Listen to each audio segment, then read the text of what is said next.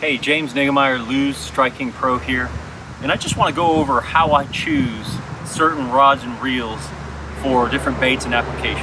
The first one we'll talk about is just square bills, little crankbaits, shallow running crankbaits. This one I've got paired with a custom speed stick, and I like it because it's got a great parabolic action. One of the neat things about this is it actually has the technique that you want to use it for on the handle here. It says square bill crankbaits, so it takes some of the mystery out of it.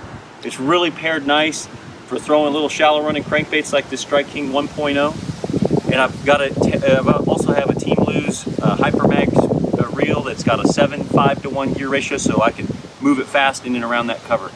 The next one is this. It's just a 7-foot medium heavy, which is a custom speed stick light. And I like this for fishing any of my jigs, whether I'm skipping a jig. This happens to be a Strike King skipping jig, and this is a real versatile jig. I can cast it, do a lot of different things. Got a menace grub on the back, and I like this rod because even though it is a medium heavy, it's got a pretty stout. You need some backbone. Got a good size hook in there, and I'm using 16-pound fluorocarbon, so I want to be able to set the hook, move them away from that dock. It gives me the power to do that.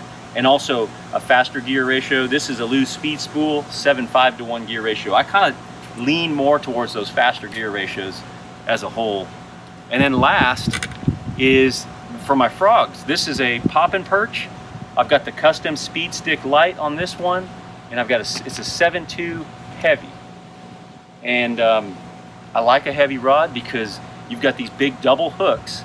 You want to be able to penetrate through there. I've got 50-pound braid, and I want a faster gear ratio. This is the Hyper Mag with the 8:1 gear ratio, 8:1 gear ratio.